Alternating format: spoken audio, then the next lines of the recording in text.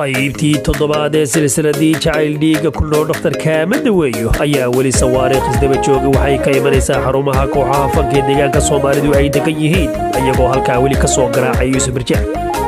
qof intuu dhay macaaniilka kuugu shubay dhexda qaba ku yidhi aynu wadanane war sideed dhaawac iyo dhibta ugu hurtaa erayadaasi dhaanta ay ka mid yihiin ayay xidigta kooxda Hormuud Saynab ay hawada u soo marisay Yuusuf Birjaac waa isagu weli dhufayskii kantaalkii uu horayuu ka soo tuuray ku sugan erayadu waa abwaan mahashe xasan laxanku waa Bashiir Wadani musigu waa hayno meesha ku hay silsilada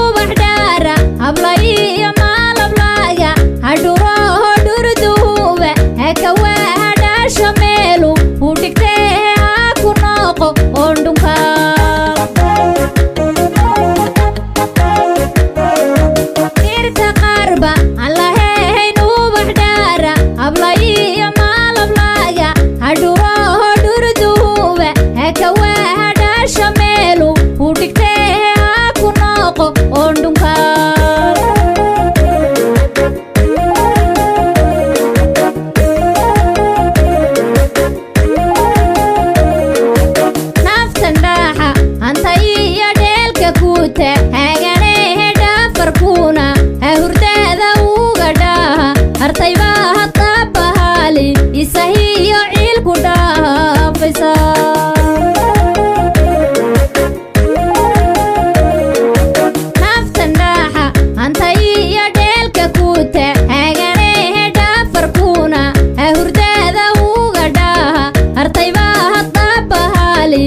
ciilku dhaafaysa